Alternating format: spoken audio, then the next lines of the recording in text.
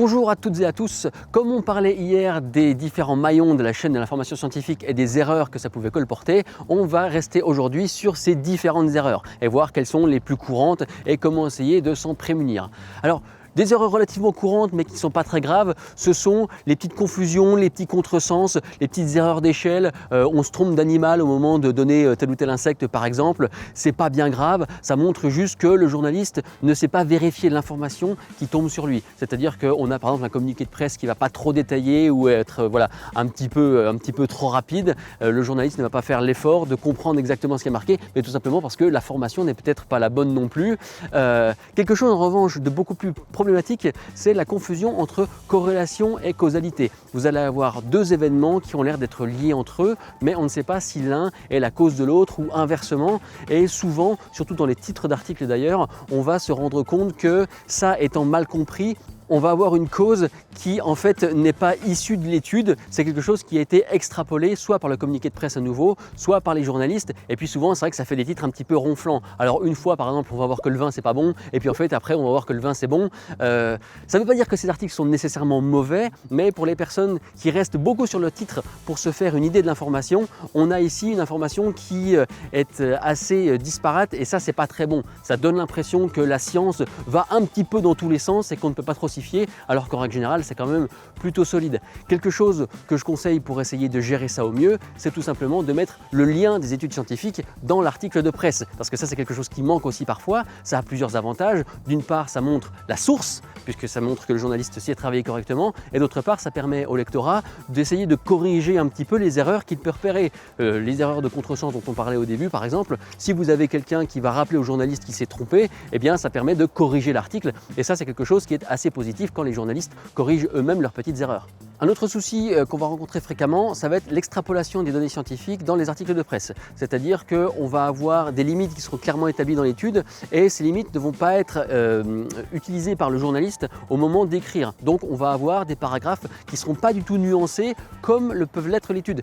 Et ça, le souci que ça va poser, c'est qu'on ne sait pas trop bien, surtout si c'est répercuté dans le titre de l'article, si l'étude dit vraiment ça. Et on pourra avoir des titres qui sont complètement trompeurs, alors qu'on a juste un tout petit effet montré dans l'étude. On a ça par exemple quand vous avez un aliment miracle par exemple qui serait bon pour la santé, et on va voir que la semaine d'après ou 2 semaines plus tard ou le mois plus tard, en fait il n'est pas si bon que ça.